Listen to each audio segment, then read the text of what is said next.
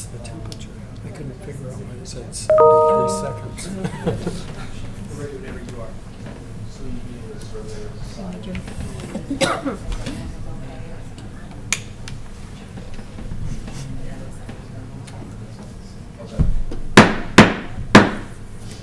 Call to order the McCordsville Architectural Review Committee meeting, Tuesday, March 18th, 2025. A roll call. Dr. Brian Burney. Here. Bethany Frost. Here. Tom Strayer. Here. Jordan Adams. Here. Jenna Bentley. Here. And approval of minutes. We'll request to pull the minutes and bring them back next month, please.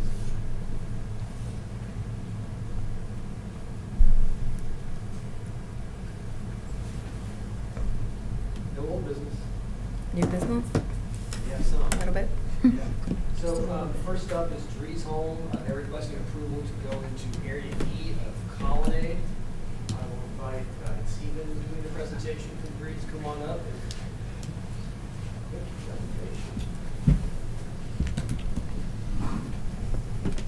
Perfect. Good evening. My name is Stephen Kyle. I'm with Drees Homes. I'm here to present the elevations we intend on using at Colonnade in McCordsville for Architectural Review Committee. Some background information on the lots, if you can go to the next slide, Ryan. 14 lots, 100 feet wide, 14,000 square foot minimum, 2,200 square foot minimum for single story, and 2,600 square foot minimum for multi-story, and that includes a bonus room. So all floor plans will be ranch products, side-loaded garages. Ranch plans will ensure our houses are tucked away behind the mounding across County Road 700. We also have sold ranch plans in Bittner's Park previously, and we have sold out of those. We are currently receiving a lot of high interest in more ranch plans, and we think the 14 lots at Colonnade will be a good fit for these ranch plans. And then moving on to the elevations, and if you just want to keep in mind that it's in our intent to meet the architectural standards of the PUD. So first elevation we have is Lyndhurst Elevation A. Lyndhurst elevation in total ranges from 2,392 square feet to 2,424 square feet. Looking at 3 to 4 bedrooms, 2 to 3 bathrooms, 1 to 2 half bathrooms, with a sales price ranging from $534,900 to $634,900, depending on the elevation.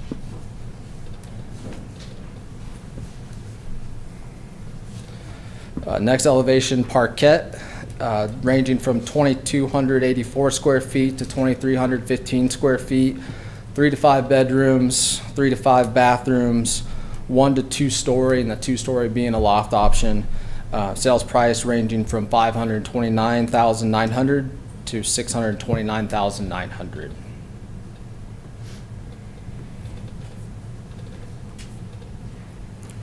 Next up, we have the Shelburne, 2,294 square feet to 2,865 square feet. 3 to 5 bedrooms, 2 to 3 bathrooms, 1 half bath, and a sales price ranging from $522,900 to $622,900.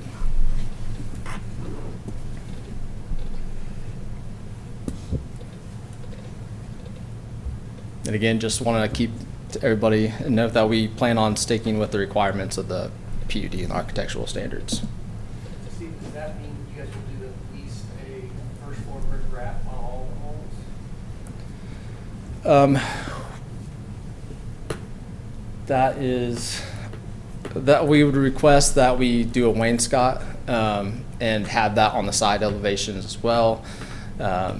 But we don't want to keep the elevations too heavy with all brick on the first floor, so we're requesting a 30% wainscot coating on each side. So that is something that the ARC is allowed to approve in this PUD at very specific language. The code required a first floor brick wrap on homes, but allowed the ARC to, if it so chooses, to approve a wainscot level wrap on all 4 sides if you would like to, but you're not bound to do that.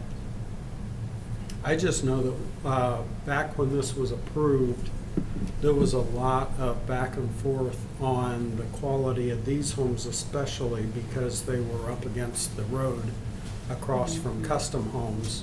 So I would have a problem deviating from any of the things that were requested. So, we did deviate some when what was then called Pyatt Builders came through and got approval on these same lots. Granted, it was probably a year ago, so it's been a while. We gave some discretion, grace, whatever you want to call it, on those homes. I don't think any of them ended up with a complete, just wainscot wrap. I think at least portions of the buildings that had the first floor brick level. But there was some grace given there with that previous product type that was proposed. Because I know we had square footage standards, but these homes seem a lot smaller than what I was expecting, at least when we went through that. As far visually, because of the single story. So once again, it would be hard to step back from the brick standards and everything. I know Dr. Burney probably has more thoughts on this. If we went back and looked at the 12/19/23 ARC presentation when Pyatt presented, if those could be pulled up and sort of run by to compare with these, I think we do see a reduction in character and quality from where we were with Pyatt. And because this is a different committee membership than was present previously, it might be helpful to pull up those 12/19/23 elevations, at which time there were a total of 51 with 7 floor plans and 4 to 5 elevations. Wider variety than we have here, where we don't quite have enough elevations to fill out the 1 elevation each per 14 lots.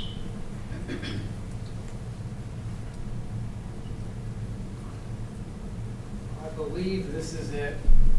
Not quote me on that, but I believe this is the plans you're referring to, Dr. Burke.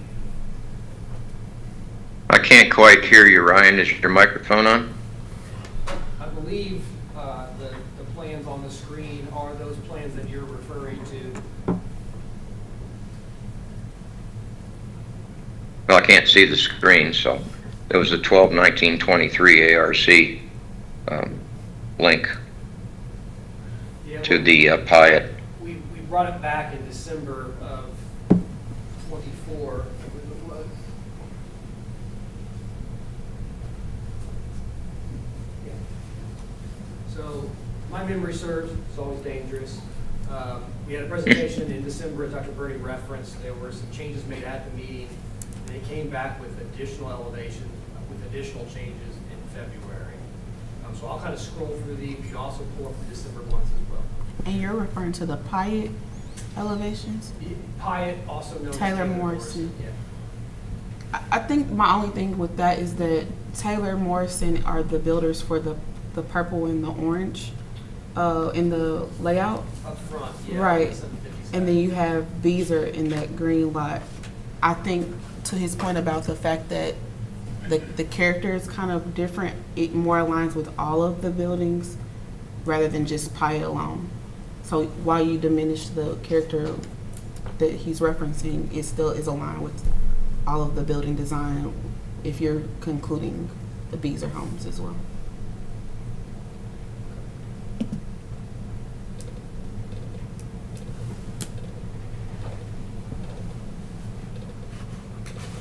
So here are some notes where we actually added brick to some of these homes. So here's a great example of, I don't know what this is called, but whatever branch floor plan this is, it's got wainscot minimums. It's got some first floor brick on the front. The sides, we allowed it to be wainscot along the garage, asked for it to bump up along this side elevation. It remained a wainscot on the rear and on this side of the home. We'll ask for some great gable treatments. If I remember correctly, the idea was that there would be some sort of decorative thing added to those gable high points. that coincided with the style of the architecture of the buildings. If it was traditional, it had some traditional detailing. If it was a coastal home, it had coastal detailing.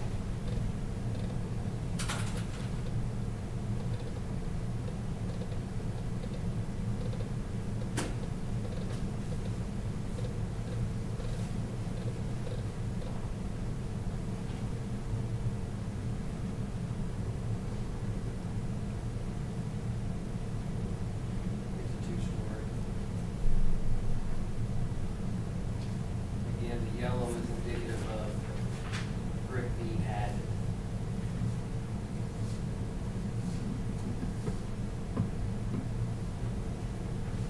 You know, it seems like this presentation, not the pilot, but this presentation is pushing the single story more. And once again, I know that there was the idea was for this to be the highest level of homes in the community, and I'm not seeing that in these homes.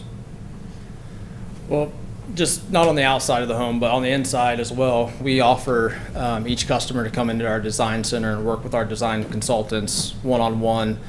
They can pick anything from flooring to countertops. And a lot of builders these days do not offer that kind of detail when it comes to what homeowners can choose inside their home. But it was the outside of the house that the concerns were about because of the community, the neighborhood, and we do- across from Oh, sorry. Go ahead. Champion Lake. Yeah, and our thought was, with Champion Lake being across the street, single story, Champion Lake owners are not looking into a second story home across the street that you could see above the mound. That single story would kind of tuck them, the first story ranches, away from the houses across the street. Well, I think that's a good point, but we still need to keep in mind that with Colonnade, the intent was to step it up a notch every time we moved further south from McCords Square. Thus, we have the townhomes next to McCord Square, and then we have the starter homes in Area B, and then it steps up to kind of a standard two-car garage family home in Area C, and then Area D steps up with three-car garages throughout. And then here we have a requirement for side load garages, and none of your elevations actually show those, so I'm having a hard time understanding what the homes will actually look like. The line drawings do speak to three-car garages, but it's a little bit difficult to understand exactly how they work.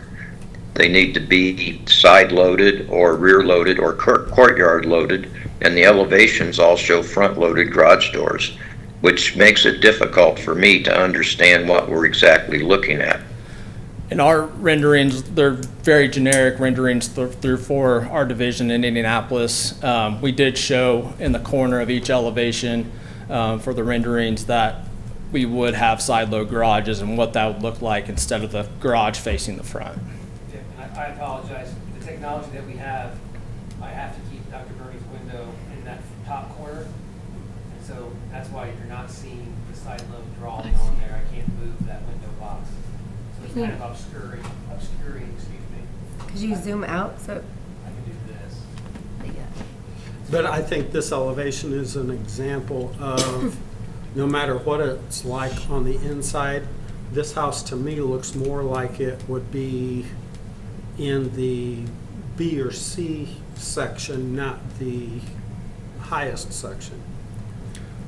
And again, I mean, these houses go up from 522,000 to 500 or 634,900, depending on the options that each homeowner chooses inside their home. So, I think we're in a quintile above everybody else. Drees quality has always been there, and we've been in Indianapolis for 23 years now, going on 24 years. And Drees Homes has been around for 98 years and has always been a quality builder throughout all the 10 regions that we're currently in. We build a quality product. We're in 10 locations across central Indiana. We think our homeowners believe that we have a quality product as well. And I'm not saying it's not high Yeah. quality. I'm just saying visually it doesn't look like what I thought we were expecting in this area. Fair enough. It doesn't meet my expectations either. We need to see the brick wrap. We need to see all of the elevations, and you don't have enough elevations, as there's supposed to be at least one for each lot.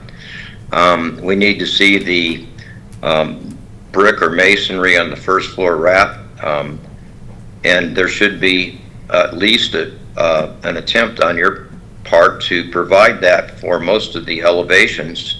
While we might approve a few with wainscot, this appears to be an attempt to not have masonry, as was the intent. Also, they're smaller. The porches are small.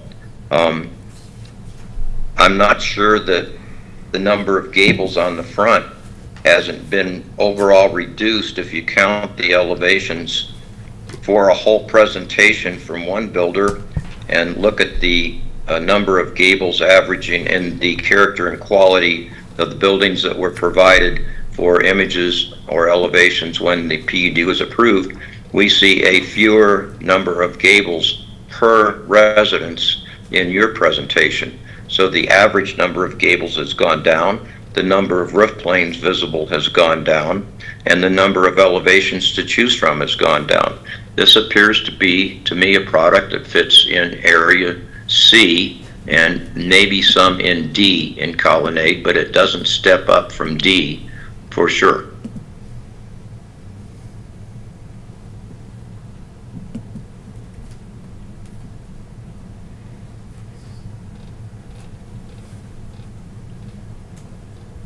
So, I might suggest we continue to work on this, developer, builder, and staff, continue to work on this and come back next month.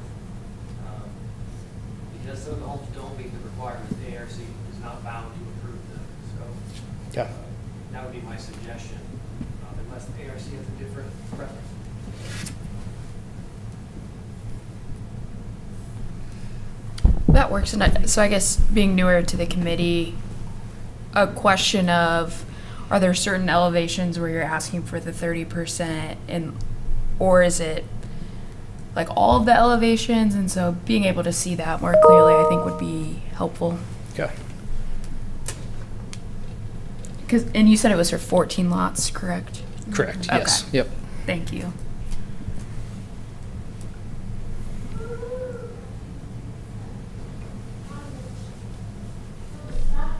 Stephen, is there any other direction that you feel you need from the board?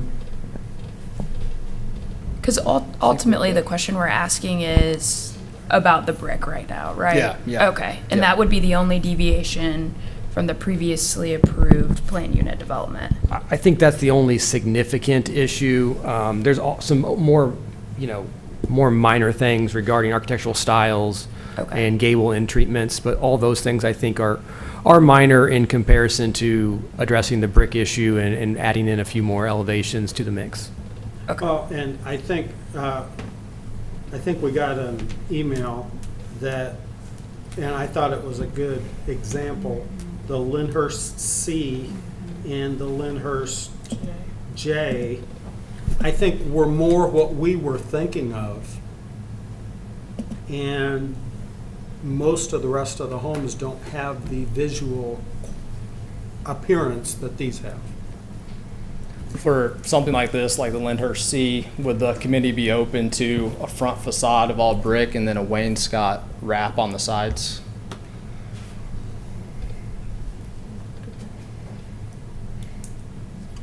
I think it goes back to a lot of what we talk about. If it makes sense with the style, then probably, but like some of the more modern farmhouse style really didn't have anything on it.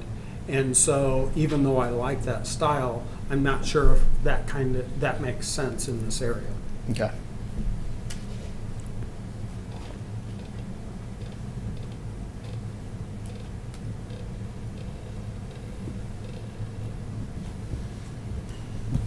I think that's all I have. Thank you for your time. Thank you. Dr. Bruni, can you hear me better now? Yes, that's much better. Okay, I changed microphone, so I think we have a faulty mic. Oh, yeah, you were very faint before. I tried to turn everything up here. Now you're blasting out. That's good.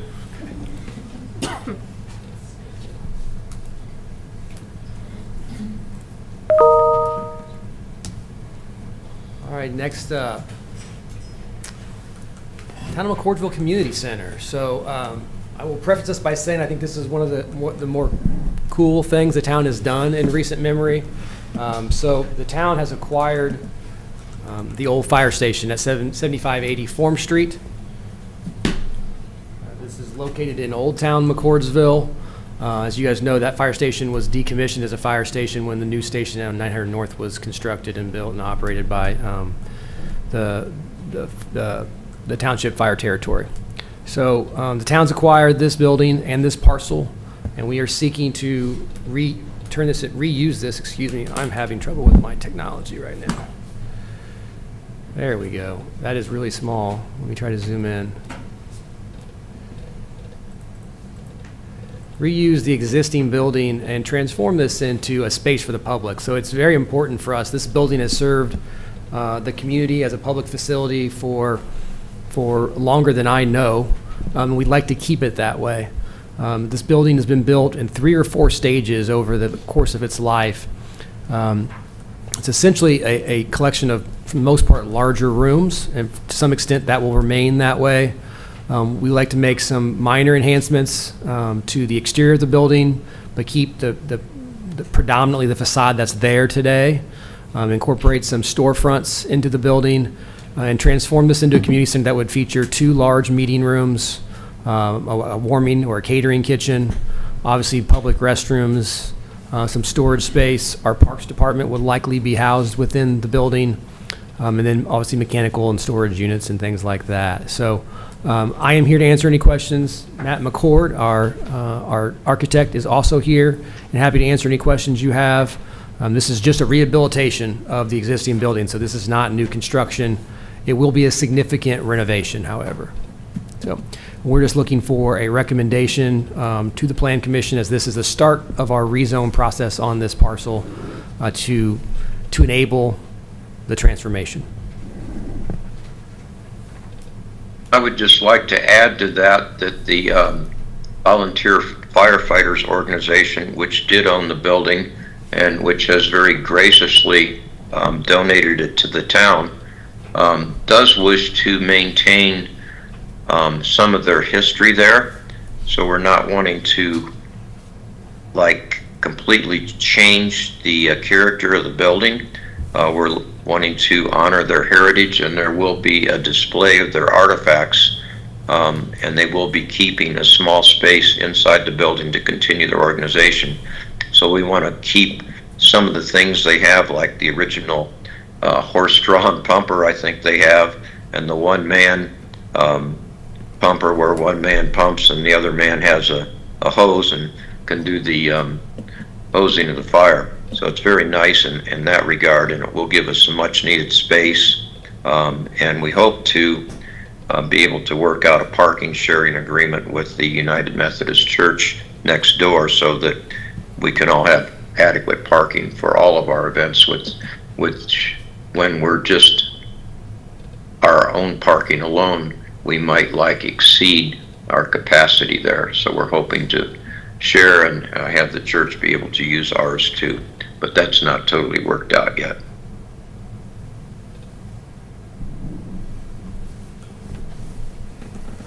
I mean, it's a very unique project, and I'm not sure, since there's no specific, I mean, I guess you could go with some of our commercial standards, but I don't think we want to really hinder the design with our commercial standards.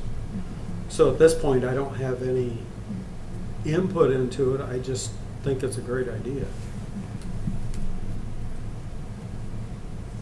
Yeah, this is kind of an example of it doesn't fit any architectural style or any of our zoning district designations for choosing, does it meet a standard?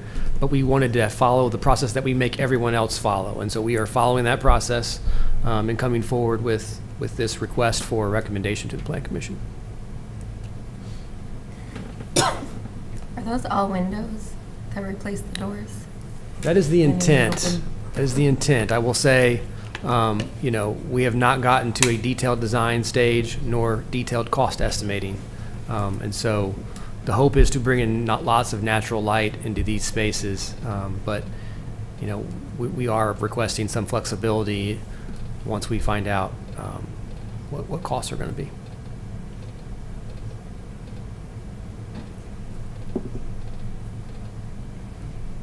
And the concept looks lovely.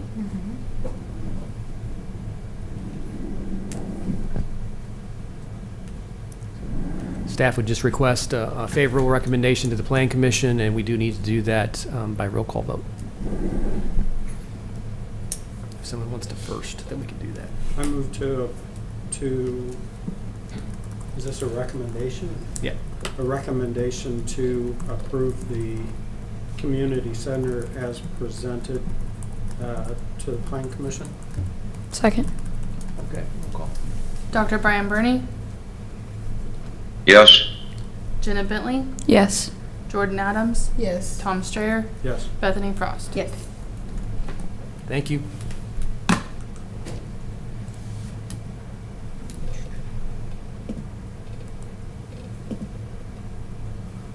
All right, next up, In My Homes for Helms Mill. As John makes his way up, this is a product approval, both a new product that I don't believe you've seen before, and then also, once we are through the elevation review, we would need to do anti-monotony today.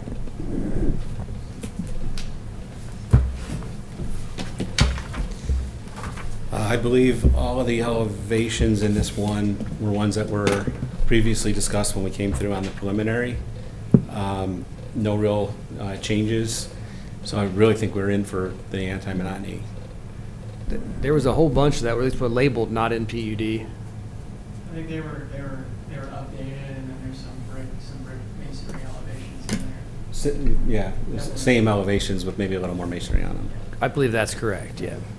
And you have a few that have 0 brick on them. I assume those are intended to have brick on them? The last discussion that I have had with them is we are going to put brick on all the homes. Okay. Is that wainscot or first floor or? Minimum of wainscot, but 50% of the homes have to have Right. 50% of the brick. So the way they're programming it is they're trying to make sure that we don't make mistakes. So I think the intent is the 50% brick on the front elevation. I'll just scroll through these and then we can keep moving here. Where is this? Helms Mill is the southwest corner of 1,000 and 400. So this is the absolute far northeast corner of the community. I didn't realize that was part.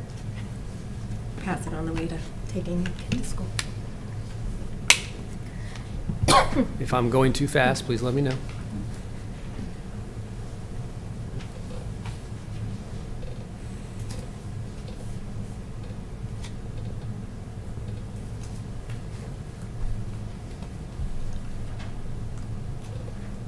As I'm scrolling, you're seeing a lot of these that are labeled, for instance, Fairbanks A, and then what follows it are different brick or stone options. Right.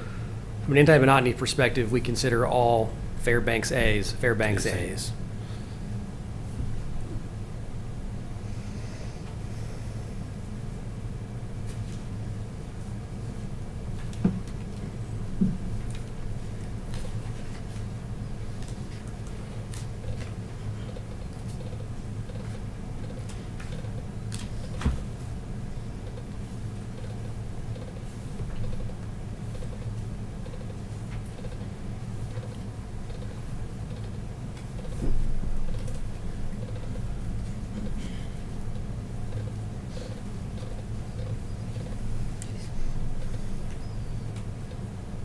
And this is the last plan, the ranch here.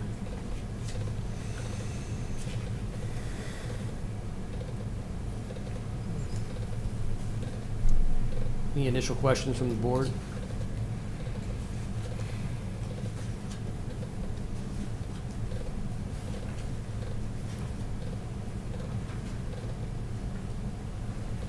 So I know, John, in the past, we've talked about ensuring the front brick recesses and then, of course, the 24-inch corner brick wrap standard. Do you want to talk about that? Yeah. Related to Helms Mill only right now? Yeah, I think the rule applies kind of the same to Rockport, but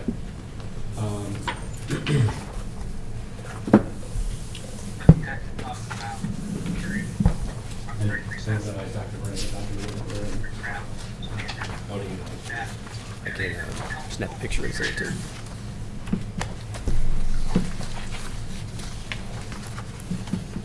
So I wanted to put just a package together to show how we have our brick ends when you hit the corner.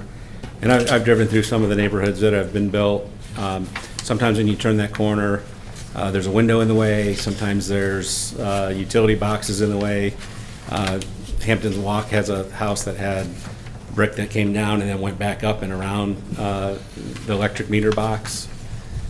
So it just doesn't look clean to us in those situations.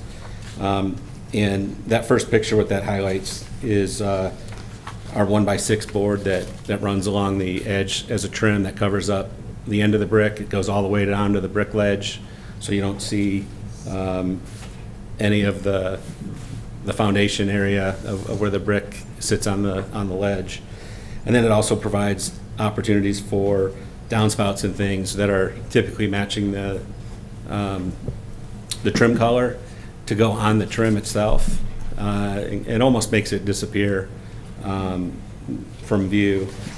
And John, I just had, yeah. Dr. Burney, I just texted you pictures of what the rest of the board members got. Go ahead.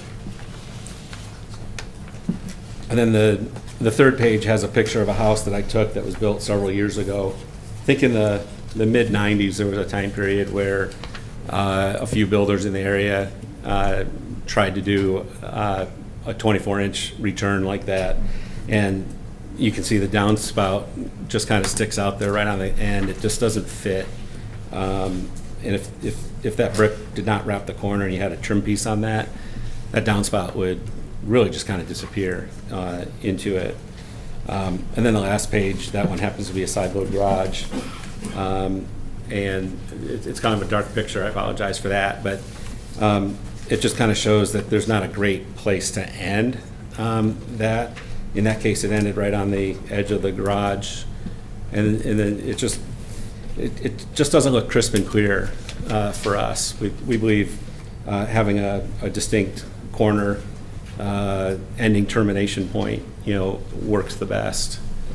And I think when you're dealing with a wainscot situation, which we have all corner lots in this neighborhood, we'll have wainscot. And when we do wainscot on one side, we do them on all four. So, and then we have a series outside of the corner lots. We have a series of high visibility lots that we identified in the ordinance as well. All the ones that face 96th Street and all the ones that have some visibility to 96th Street, all are required to have the brick, a minimum of a brick wainscot on all four sides. Well, I agree that the material transition needs to have a clean look, and I think that was the intent of us having a wrap around the corner. But the examples that you've provided show that there are some times that doesn't produce a nice clean look, such as when an electrical meter gets in the way, and sometimes there are downspouts to deal with. I think that I'm willing to not require a wrap around the corner if it appears that it will not be clean. But I don't wish to waive it all the time.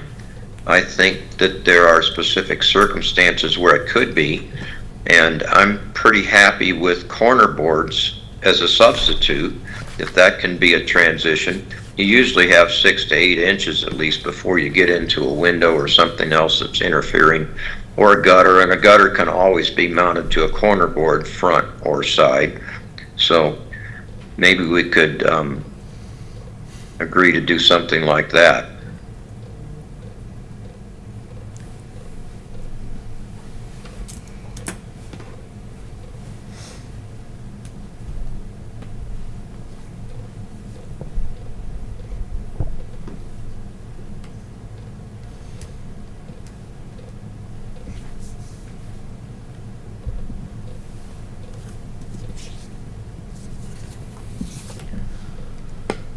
one thing I'll say is if you do look to make an interpretation and take a different approach to this, remember that this standard is in probably every PUD for the last 3 or 4 years. And so this is going to come up now with all of them, and we'll need to be consistent in whatever that approach is.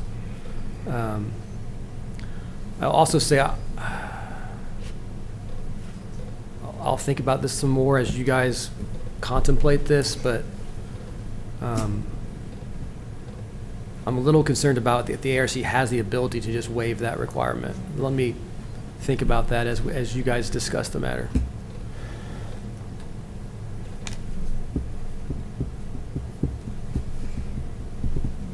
I do generally agree, though, that there might be situations where it does make sense, especially based on these pictures, if there are electrical boxes or downspouts where it doesn't look clean. So I know if this is precedent setting, we want to put some thought into that, but I do think it might be worth considering updating moving forward. Well, and not understanding the overall situation, I guess I would have a bigger question about an electric meter box or whatever being that close to the Sure. front of the house anyway. And I've been really pushing this corner wrap, but I mean, if it's not felt that it's a big issue, I don't want to keep pushing it. But I agree with Dr. Burney that it at least needs to have some kind of substantial transition between the two.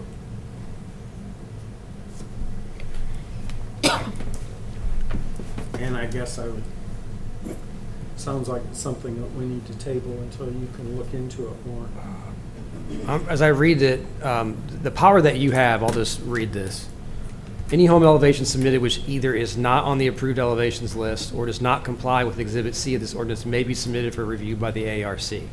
The ARC may approve an elevation if it is determined the elevation is similar in character and quality to the homes in the list and is consistent with the spirit and intent of the PUD as determined by the ARC. So I think on a case-by-case basis or a model-by-model, elevation-by-elevation case, you can do this. I'm a little bit unsure that you can just say, we're just not going to require it when it doesn't make sense without specific instances where it doesn't make sense, like the Mackey 2E, right? I think you could do that. Otherwise, I think this would have to be a PUD amendment or some sort of variance to just do a carte blanche, hey, it doesn't make sense, they don't have to do it. I don't think the ARC has that power. Oh, I think we still ought to require it. I think we should just recognize that there's maybe situations like, I think he just showed us pictures of some of those where it almost looks like, gosh, what do I do with this? Where do I put the bricks? You know, it's just kind of going around stuff. Maybe that can be designed around in some cases, but there's probably cases where an elevation just isn't suited to that type of wrap. And if there's one or two of those, I'm not opposed to, making exceptions for them. But I do think we ought to keep the wrap, and it's there for good reasons. And it does generally provide a nice clean transition. And it's especially helpful when there's a veneer type of masonry on the front that just looks thin and non-substantial as you view it from the side. But if you wrap it, that kind of goes away. I'm not opposed to what Dr. Bray explained either.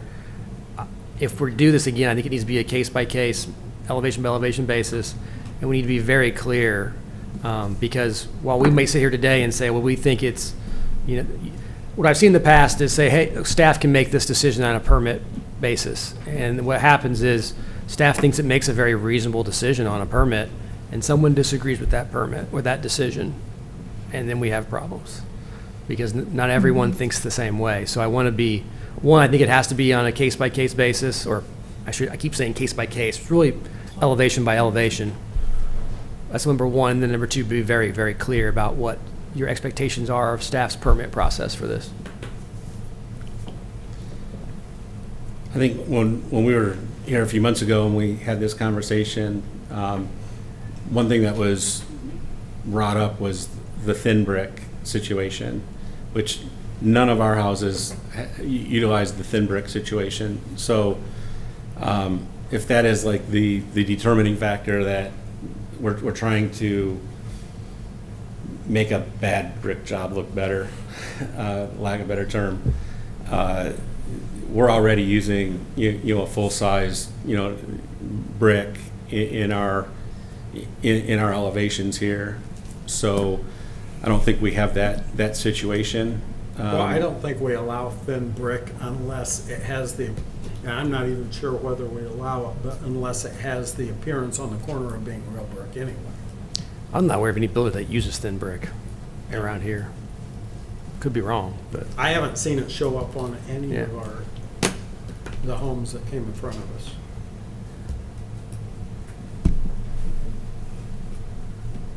so I'm not sure what to do, to be honest with you. Again, I don't think anyone disagrees with your point, but the mechanics of how we do it are the challenge.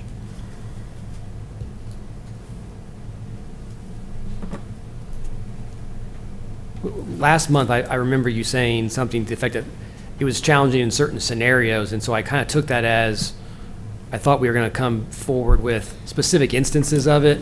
You're speaking more of construction of it, and I was thinking of it more of an elevation by elevation basis, so I think that's the disconnect that we had.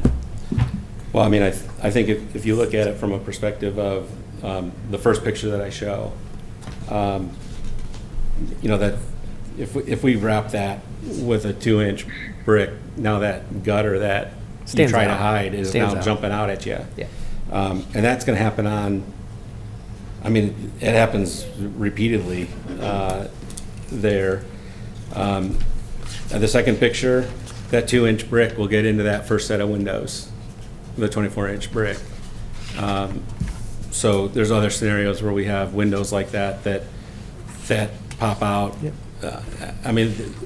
It is problematic on most of our plans. And then there's just the constructability, it's putting places of brick transition to wood siding in places that are not standard, in standard practice. I mean, you guys are the only jurisdiction that requires this in the whole 9-county area. Currently. I know many that did it in the past. Tried and moved on.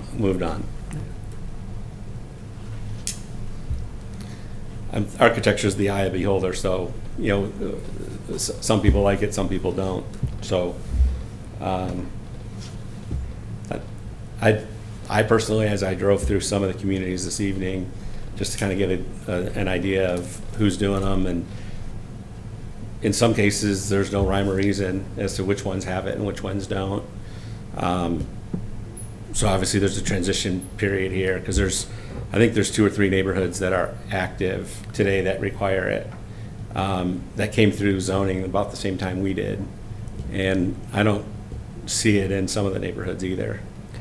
Yeah, it's only been the last few years we've had it, so I think there's probably 3 or 4 that are actually required to do it. So we are kind of on the front end of this still to some degree. The furthest along is probably Hampton Walk, would be my guess. Don't quote me on that. So all of our neighboring communities that are active building do not have that requirement in both cases. The older neighborhoods do not. Yeah. The newer ones do.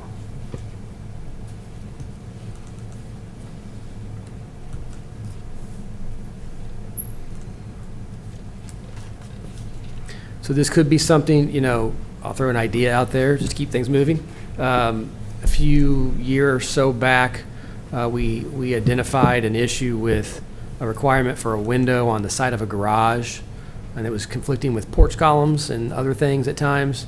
And so the town actually spearheaded an amendment which applied to a whole host of PUDs that created a different in lieu of requirement for that. That could be something that's done here, because if we are going to do it, we should do it for all. But just remember, And that takes it somewhat out of your hands to some degree, because that has to go through the plan commission. You'd make a recommendation on it, but it would go to the plan commission and town council for final action.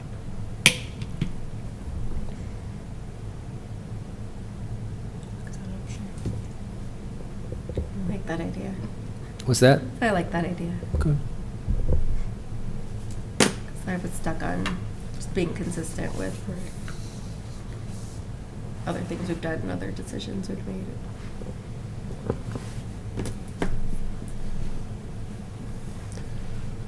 So, But we need to follow our process, and I guess that's what I was deferring to. If you had a concern of whether this didn't, then I wanted to find out what we should be doing. I'm not sure I'm following you. I mean, if the board is interested in seeing a wholesale change of this, the process is PUD amendment for every PUD that has this language in it.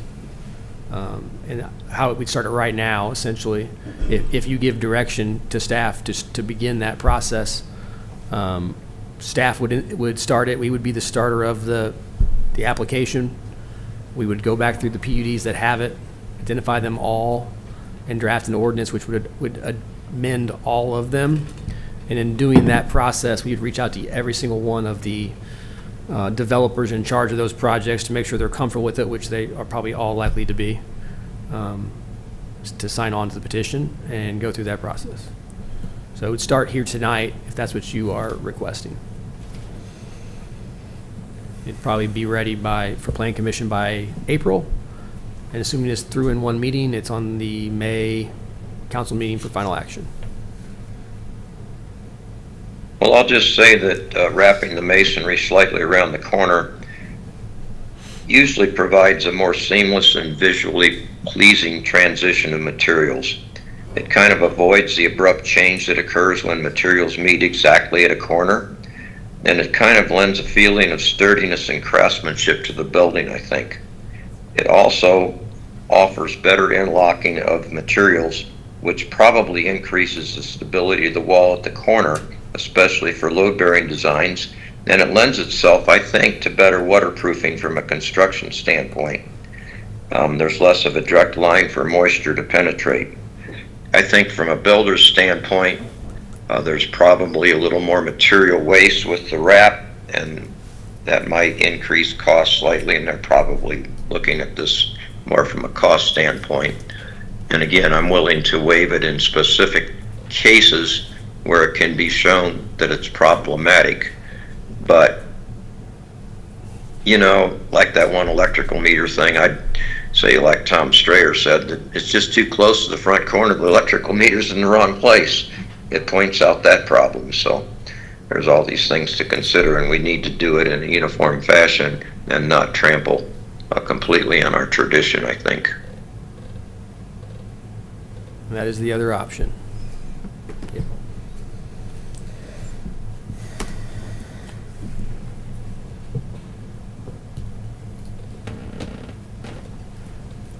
I feel like it should go to Plan Commission. I will say a couple of things that are not necessarily true to what Dr. Bernie just said. The brick that goes on a house is not necessarily structural. You got the structural wall behind it. So it's the appearance of it being more massive or more bulky. I also believe that you're Yeah, that's what I said. It's Yeah. appearance. It's appearance. And then the other thing is you're implementing additional water penetration area on the horizontal side. If it's a one-story brick wrap or whatever, that area up above, you've got two more corners that you would not have had in that situation. So it is opportunity for more water penetration, more opportunities for caulk to break down, water to get in. It is a long-term maintenance item for the owner as well, and a warranty issue for builders. And I don't see custom builders doing this very often either. Sometimes you get the corner, like a corner plinth, that kind of tries to make the corner a little more beefy, but it's not always 24 inches all the way up.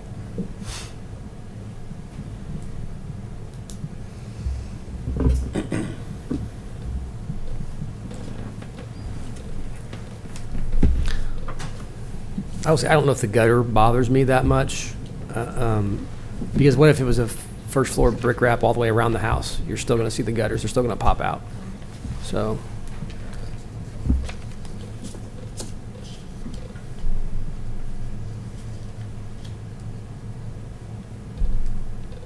Just need some direction.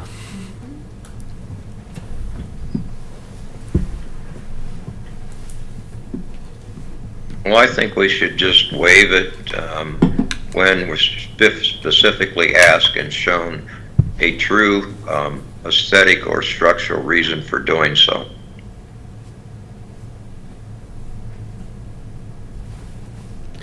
John, is that something you think you can bring back next month? Something that does that, that shows X, Y, Z elevations? Here's why we want to make this change. Yeah, I mean, there's obviously a global discussion here on every plan, is most plans are going to have these situations that pop up, especially the corners that have, every corner has a roof that's over it, and if that's where the downspout wants to come down, that you're always going to have those situations. So, I mean, our goal is to make the best looking house that we can make, and they're not inexpensive. I mean, at Rockport, we're already doing 24-inch wainscot all the way around every house. Anyway, every house, not just corner lots. This one, we're doing them on corner lots and high impact lots. So, from the standpoint of expense, for whatever the value of increase, cost increase, it's not something that we get back anyway. But if it's an aesthetic thing that's a benefit to the house, then it makes sense. But if it's something that is just adding needless cost, that's not really adding a benefit, I personally, I don't care for it. So in driving through the communities that have it, and there are a few communities you can drive around today. Even Hampton Walk has a slew of homes in that first section that some have it and some don't. Not sure why some would have it and some wouldn't in that scenario. But to me, I think the corners look cleaner when the brick break is on the corner and not wrapping the corner. Now, I have a different opinion when you're talking about brick that returns into a porch. I do believe that the return on a porch is part of your front, and you should have brick return going into a porch like that. So, but it's again, architecture's the eye of the beholder. There are people that have uglier houses than I like, and they think they're great. So, and vice versa. People might not like my house, so.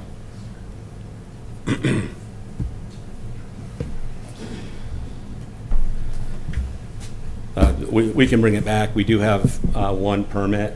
The model for Rockport that is, I believe, might be the only thing that would be holding it up would be this brick issue.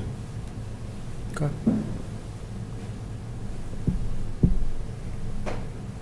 Do you have that, do you have the model to show us? I did not bring that one with me.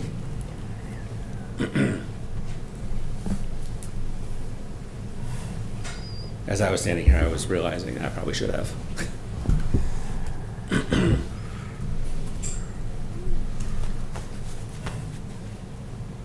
Oh boy. Everybody's gonna watch me remember my password or not.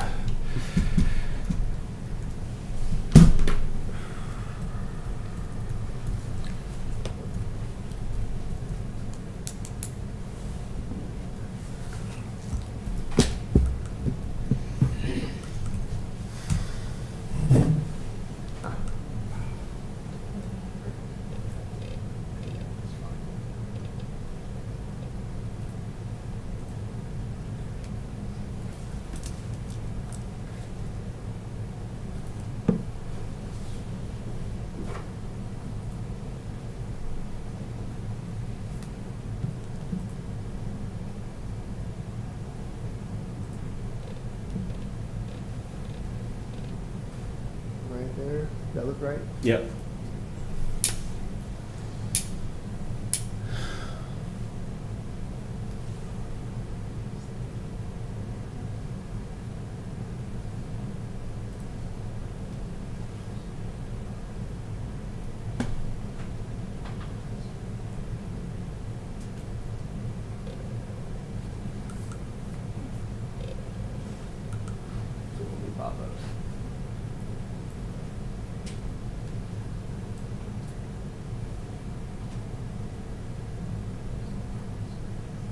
right there would be the only potential issue is this side right here. Plus the garage side on the other side. Looked like it was, oh, is that front also brick? I can't tell. Yeah. Oh, yeah, it is. I mean, this side is almost the same situation where a gutter is gonna need to come down that corner. And it's showing the brick wrap, you know, the 24-inch wainscot that goes around. And again, I think that provides for a nice clean break. If you wrap this around here, you know, it's gonna come up into that roof line right there. Just-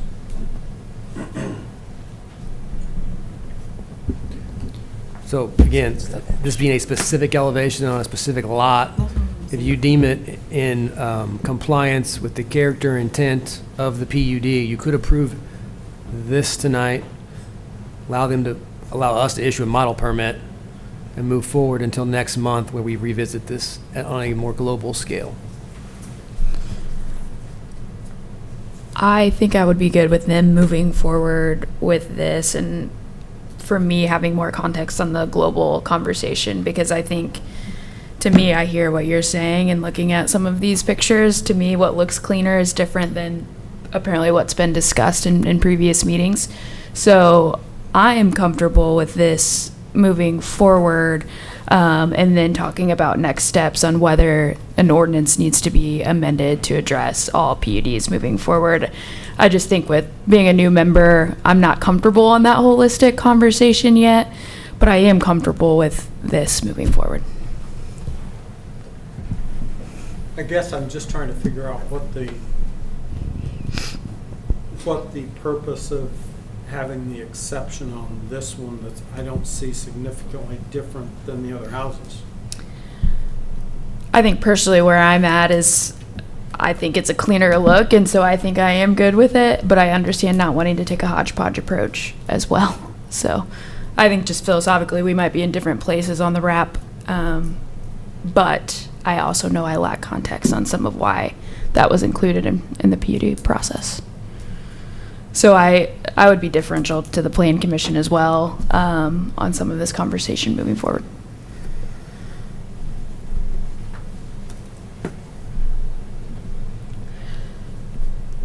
And I just don't want to hold things up. So, Is a motion needed? Was that- so what do we need for tonight? Right. Well, we're a little bit off topic. We obviously will have to come back with the global discussion. I think the first thing we need to do is determine if you want to direct staff to allow the Ainsley, the model home in Rockport, to be issued without the 24-inch corner return. And if that is successful, I think then we can continue on with the rest of Helms Mill, assuming it's going to have the 24-inch returns, and go through the rest of our anti-monotony and get the overall product mix approved, minus addressing the 24-inch return issue.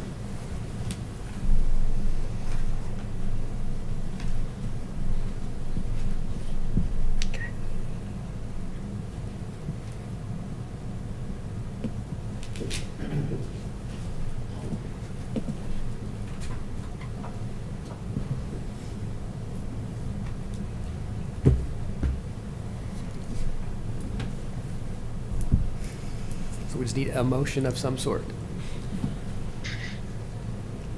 So basically, she needs to make her recommendation. She needs to motion her recommendation. For this, we'd be motioning to, I'll fashion a motion.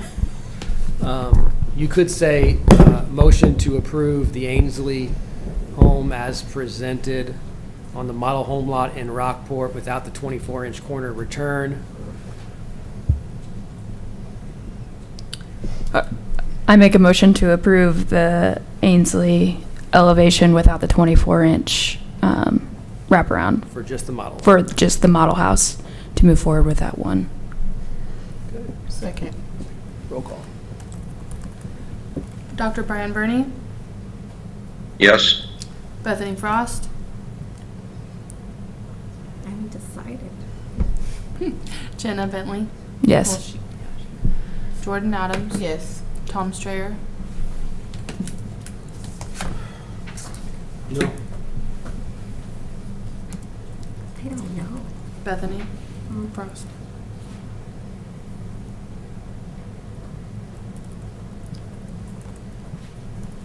Looking at this side, no. Is that no? No. Okay. So motion passes 3-2 on the model home for Rockport. So let's transition back to the product lineup here for Helms Mill. John, 2 questions on it. The Finley A, when we just went through PUD stage, was marked as approved with the first floor brick. That's one of your options in here is the Finley A without the first floor brick. So I just want to clarify whether you're requesting a reconsideration or just a, okay. No. Okay. Second, the Mackey A was not approved. There is a Mackey A in your lineup. It does add brick to the Mackey A.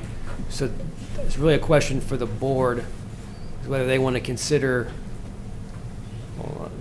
that as a different elevation or they consider it the same.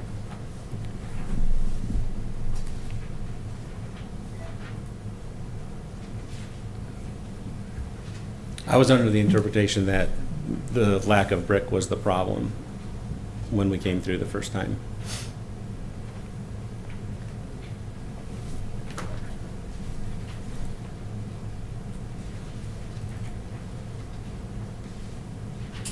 Sorry, I lost the webpage.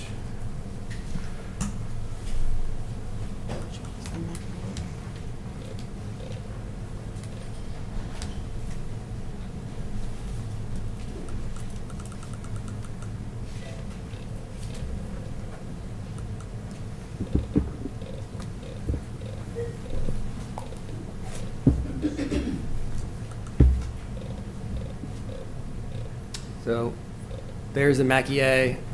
When this was first denied by the Plan Commission and the ARC, there was no brick on the home. So they have updated it.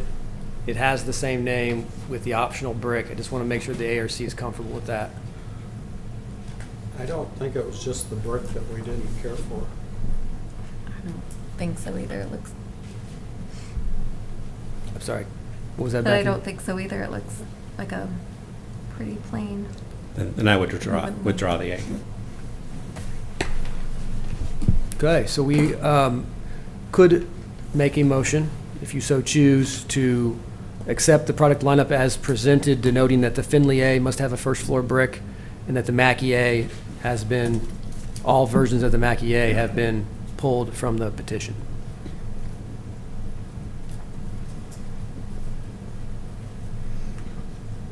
So moved. Is there a second? Second.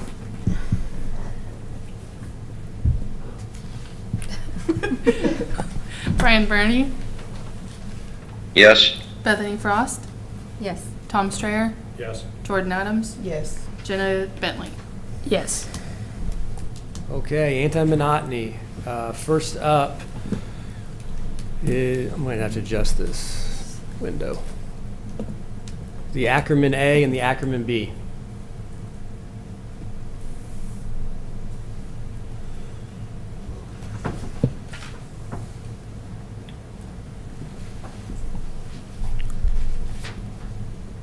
Different?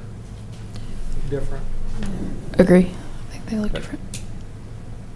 Agreed.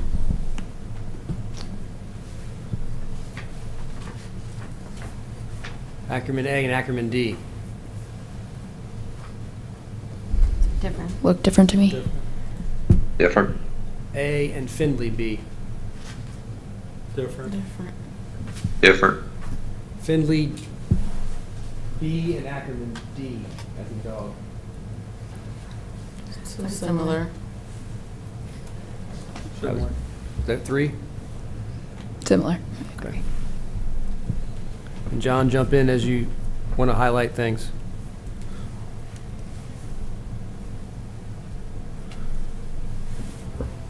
Ackerman B and Findley B.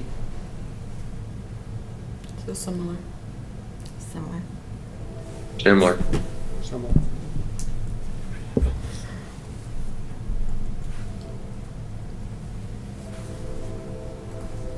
Those were both Bs?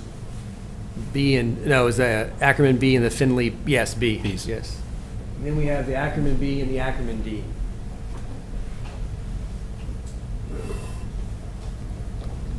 Same, similar. Just like, did you change the picture? Similar. Ackerman D and Finley B. Similar. Similar.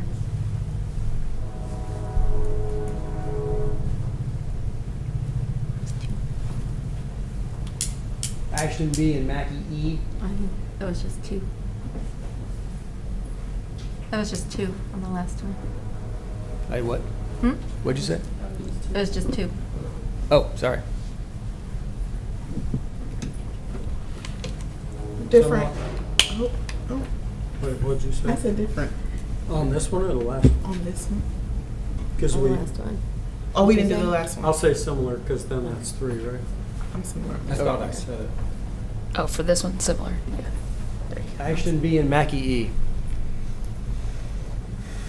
Different. Different. I'm fine with Ashton D and Mackey E. that. Did you change the slides? I believe so. So Yes. similar. The previous was Ashton B. Similar. It's- I'd say different because of the gable over the garage. Well, they both have them on this one. Oh, I'm looking at the wrong slide. There's a lag. Okay.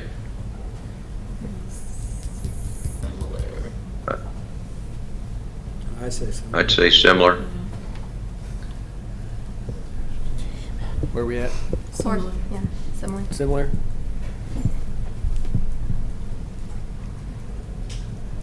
Was that the Mackey E? Yes, Is that- sir. Fairbanks A, Fairbanks D. Different. Different. Different.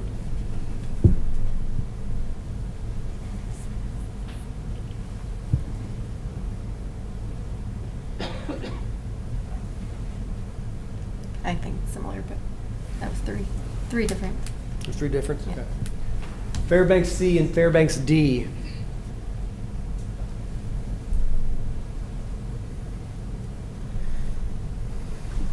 Different. Different. I'm going similar.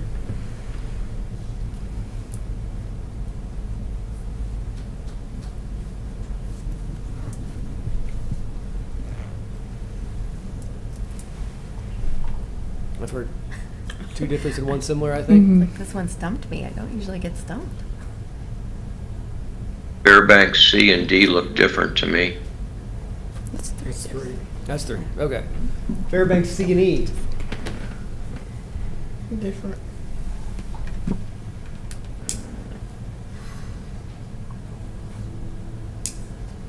Different.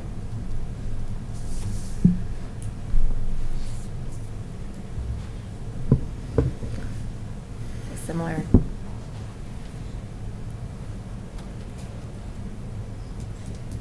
Similar. Dr. Burney?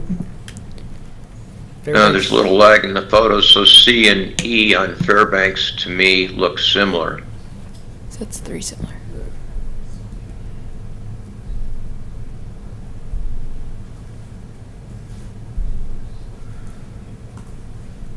D, Fairbanks D and E.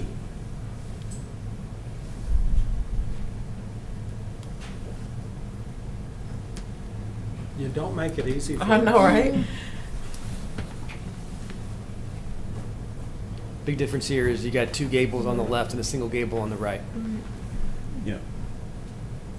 And more massing under this than on that one? A little bit of an eyebrow on that boxed window on the right. D and E look different to me. Different to me as well. Different. I'm okay with that. Finley A and Fairbanks A. Different. Different. Finley A and Foster B. Different. Different. Different. Finley A, Irvington A. Different. Different. Different. Agreed. Different. Findlay E, Irvington D. Different. Different. Different. Foster C, Foster D.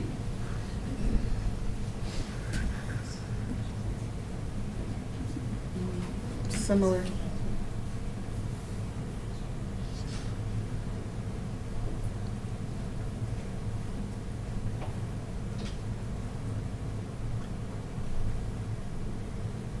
Similar.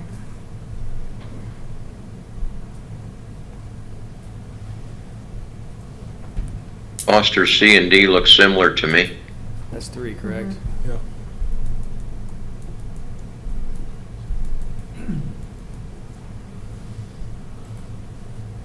We're in the home stretch. Mackey A. We don't need to do this one because we already pulled the Mackey A. That's it. So I will recap, and then following that, if anyone wants to make a motion, they certainly can. The following elevations would be considered like models for purposes of anti-monotony. The Findlay B and the Ackerman D, the Ackerman B and the Findlay B, the Ackerman B and the Ackerman D, the Ackerman D and the Findlay B, the Ashton D and the Mackey E, the what's it called, John? Fairbanks C and the Fairbanks E, and the Foster C and the Foster D. So moved. Second. Dr. Burney?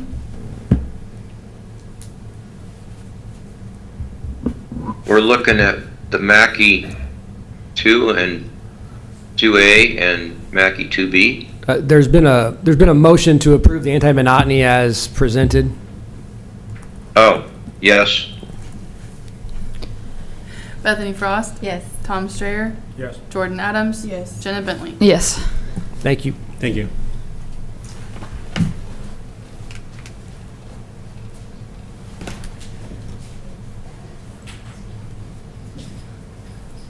All right, next up, Store America. I believe Mike is here. Yeah, come on up.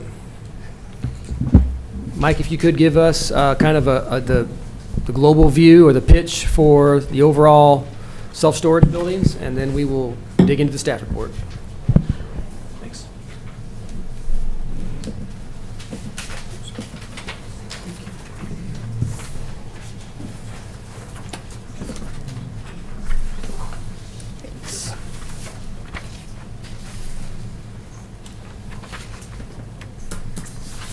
Good evening. Yeah, quick overview. This is a project we've been working on for a few years now. Along 750, where it curves from Broadway, we have a row of office suites, about 5,000 square feet approximately, and then we have storage units behind it. So on the perimeter units, those are outside drive-up storage buildings.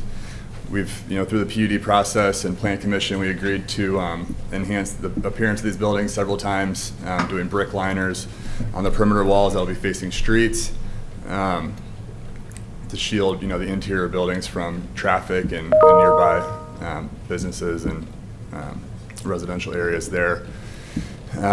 We did get through architectural review approval for the office building back in December.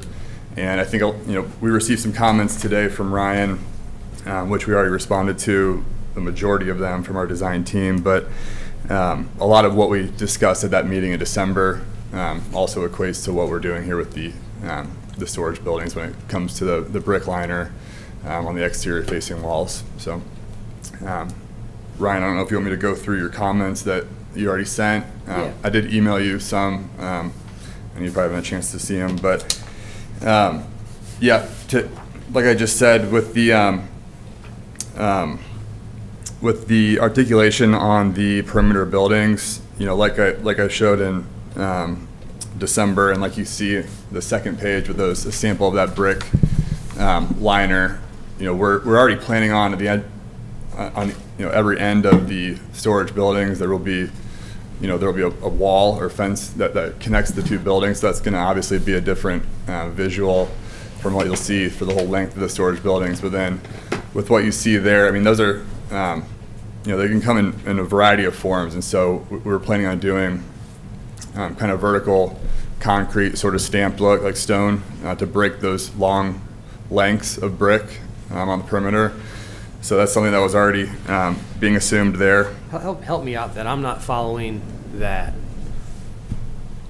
I just, So for building, when we talk about wall plane articulation, we're talking about a recess or a projection in the wall plane.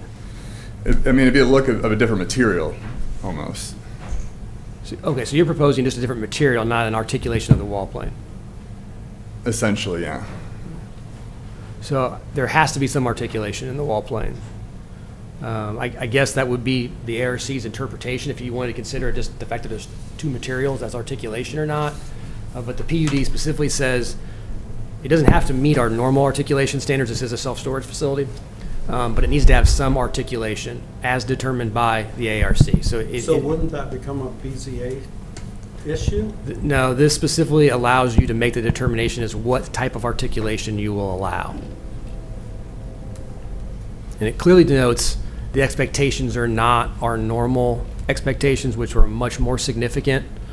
Those are usually multiple feet of recess or projection. So it was Do you clear. have any renderings for us to look at or anything to know what it would look like? I can provide that. I thought I've shown some examples before. And I mean, to go back, I mean, our storage buildings, but I think we've agreed several times to enhance the appearance of the exterior. Yeah, but you got to meet the standards. I And mean, normally, we would have something to look at to see what it looks like. Because as the ARC, that's what we're approving. So you're looking for an example of what the breakup of the materials would look like then? Because I can get a sample of what you have there. Tom, are you thinking more of like a colored rendering that shows Well, the project? I'm not really, Like, it's hard to see at this scale, but they do have elevation shown, and so you see, if we zoom in, it's hard to see, but they're clearly showing the brick requirements, they're meeting those, no doubt about it. And so when I looked at this, and it's the reason for my email to Mike today was I don't see the articulation when I view this. And what I'm getting at too is, so what you see there, I mean, it can be with these, stamped brick facades. I mean, it can be a mix of, what appears to be a stone and then a brick on top, or we're talking about breaking up, several times over the whole length of the building. And so I can show examples of that. I can have them add that into the plans, if needed as well. Yeah. How do you do that? The break it up? But do you mean like insert a column type? It'd be a column-looking feature, yeah. Okay. Yeah. Yeah. Yeah, that would probably do it. I mean, it's your decision, but understanding what that is, that makes sense. Yeah, and I mean, ATMI, their plan is 9 miles from here, and they, they're the ones that are producing these, and it's where we, I think I sent other examples of that previously in December. But yeah, they come in several different, different looks and types. now, I don't want to belabor it longer, but like I said, normally we actually have something to look at to approve. And I don't really, you show this, but I'm not sure really where it is. And I apologize, I got these comments today, so, this is, Unless I'm missing something, it doesn't seem like there's enough architectural information to actually approve it. Yeah, it feels like we're missing some things. So just as a reminder, staff initially sent comments back in 2024, got revisions of those comments, and we're still not addressing all those comments. So yes, I did return new comments today, or revised comments today, but all this stuff was also denoted in our original TAC review from months ago. okay, I mean, this one particularly, was not made aware of until today, but.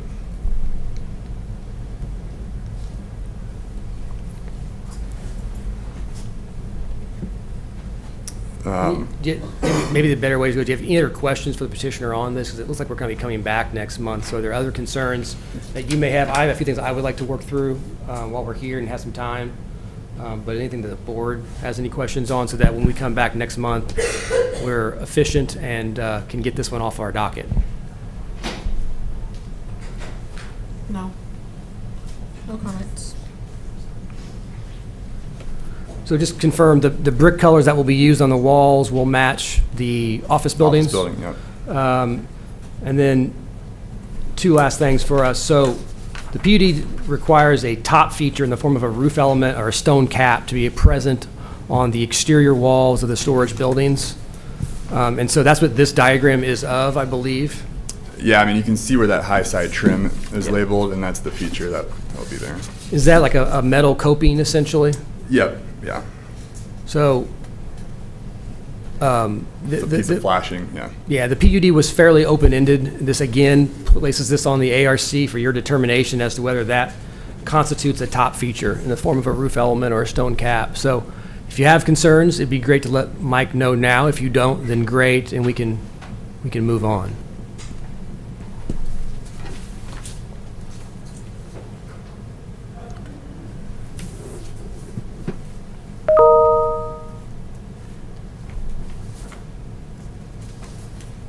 The other thing that I just want to talk about, so, and maybe I've misunderstood your plans, but a few of the buildings still listed a high side perimeter of like 8.5 feet.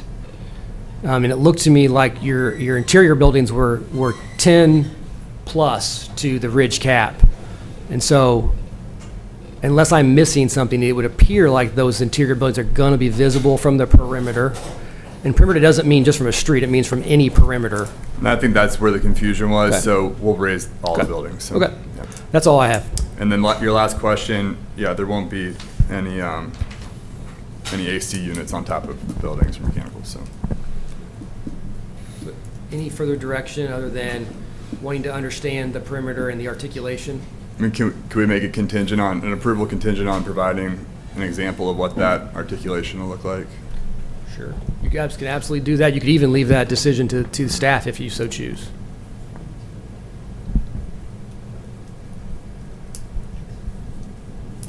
Can I offer a suggestion maybe? So it would seem to me like the really easy thing to do where you have the brick fencing, the wall in between the perimeter buildings, just insetting that wall a foot. That, I mean, we were already assuming to do something like that. Oh, well then I think our problem's yeah. solved. Then that will take care of it. Yeah. Yeah. Okay, we can finish this out today if you guys would like. I'm comfortable with that. Yeah. I would offer a motion to approve as presented and as clarified by the petitioner, including the items denoted, and that the perimeter buildings will be raised in height to screen the interior buildings. So moved. Second. Dr. Brian Burney,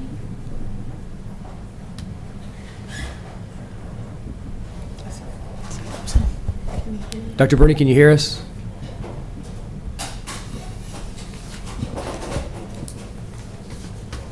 Dr. Burney, can you hear us? Second. Dr. Brian Burney, Yes?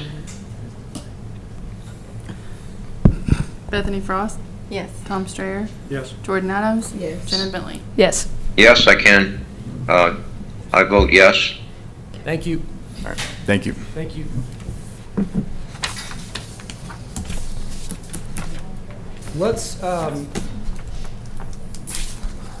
Let's attempt to start this last item. I don't know that we'll get through it, but it would be nice to at least get some initial feedback at worst case scenario. So please come on up to the podium and give us a really brief rundown of your proposal.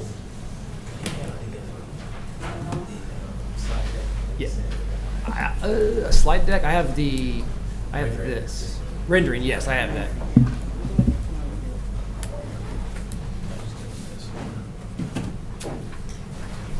Thank you.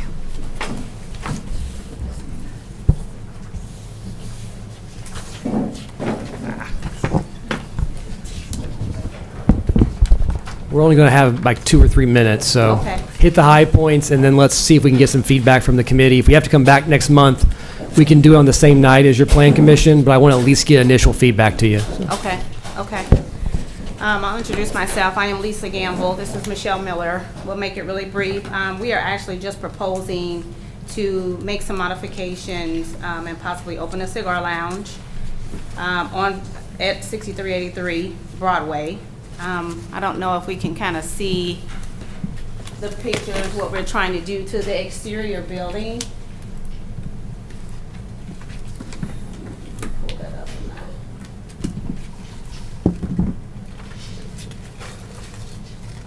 it is a pole barn. So the exterior, the building is actually metal, correct? Metal. And, yeah, we're looking to basically spruce up the building. We looked at some of the recommendations, possibly a different color palette on there. The signage will probably be a little bigger than what we've got here presented. And then a little further down, we've got the street sign to kind of be a little more attracting to the curb appeal. It's presented here, it's a little fuzzy. But we're just proposing that the committee approve the modifications to the building for us to possibly open the cigar lounge here in McCordsville, which will be one of, actually the only building, only cigar lounge in McCordsville right now. And that's just our suggested palette. I mean, we understand that this is Old Town McCordsville, so we understand there might be some changes that you guys might want us to consider. So we just kind of want to put the concept together, want to put it in front of you guys and see if you like our design and color palette today. So this is a little bit like the community center. This is not brand new construction. This is an existing building that's just looking for some renovations and some direction on that as they move through the rezone process. For structures like this, does the Architectural Review Committee typically weigh in on color palettes? I don't know that we've ever had one quite like this in terms Okay. of a renovation. You know, the code generally states neutral colors, and leaving more bolder choices or fluorescent colors Sure. for trim. But this will be a PUD, so they'll be drafting something that essentially allows what they're proposing. So if you have specific feedback, Okay. now is the time.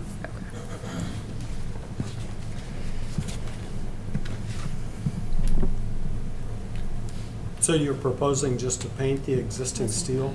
Yes. Yes. Yeah.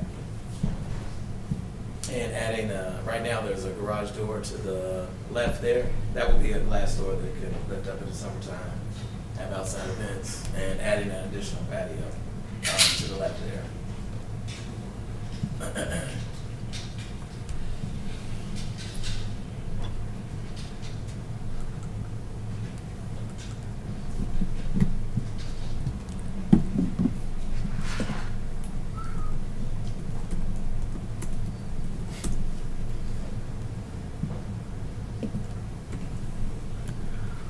Like the black, was it, I mean, could it, the upkeep on that? When it's the materials, the black kind of fades, or? One of the things that jumped to staff, and it's just staff's opinion, and then I'll be quiet because we need to move on to the next meeting, but, you know, it seemed like just in general, the building could be better served with more of an actual entrance of some sort of a porch or portico or something that kind of warms up the space and creates more of a welcoming entrance to the front of the building, which it really doesn't have right now. 60-second countdown. Any feedback for the petitioner?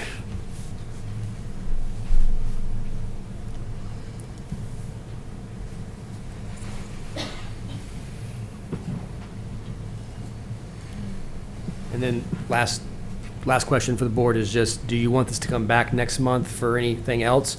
Or you certainly can make a recommendation and it will just move along to the Plan Commission next month?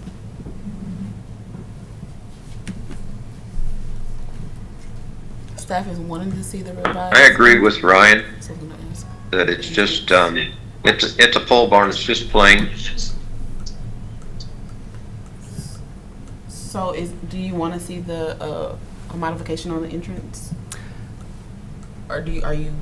Staff thinks it's a good idea, but we're kind of looking for a direction from the ARC, and certainly petitioner can weigh in as well. They may have concerns or not, I don't know. Do you have any concerns? Can you zoom into it? Yeah. It's just flat. Possible It's just gazebo, the- maybe some Like sideways? wood poles or something. Yeah. For an entrance, Mhm. you Yep. know, a couple pillars. Yep. Yeah. Warm it up.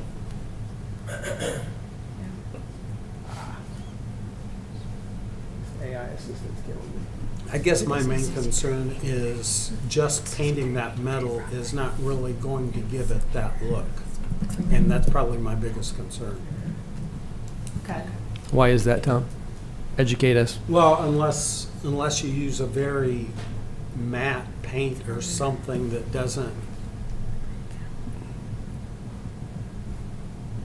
Before the clarification on the paint, I thought there was more pronounced like siding or wood siding there. It's, right now, It's metal. It's expanded metal. Yes, expanded metal.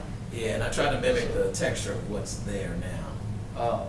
So it's the old Hendricks building that's right next to Kenzie's and everything. Right now, it's just a gravel lot and a pole barn.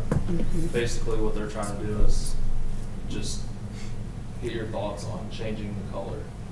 Nothing structural, just the color of the building. Right. Yeah, I think we overall, I understand. like it.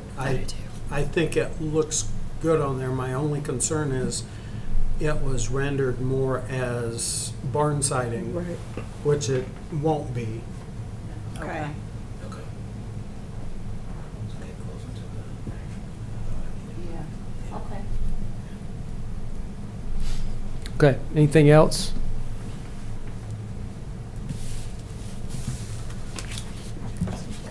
Do you want to make a recommendation that they proceed to Plan Commission, or you certainly can have them come back next month and still proceed towards Plan Commission and do both in the same night? He just mentioned possibly making the facade look like that, keeping the rest the same, just make the facade look like the, On the north side, on the north side. facing Broadway. But not the rest of it?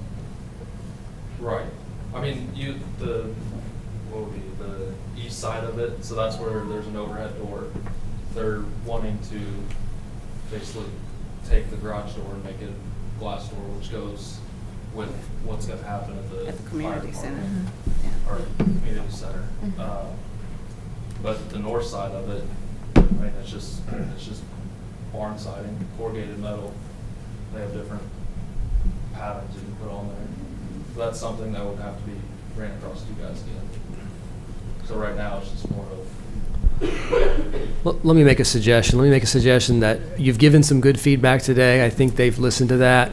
They have some thoughts of their own. Let's bring them back next month, but keep them on their timeline and not affect their timeline, so they'll go to both ARC and Plan Commission in the same month, next month.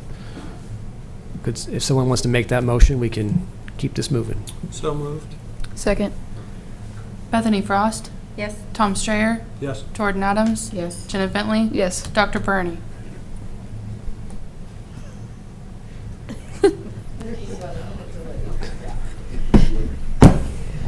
Dr. Burney, can you hear us? I do think the north side, doing something different to the material on the north side would help it dramatically. Okay. Yes. Jenna Bentley. Yes. Dr. Burney. Yes. Thank you very much, all. Thank you, guys. Thank you. Dr. Burney, did you hear us? Yes. Next meeting, April 15th.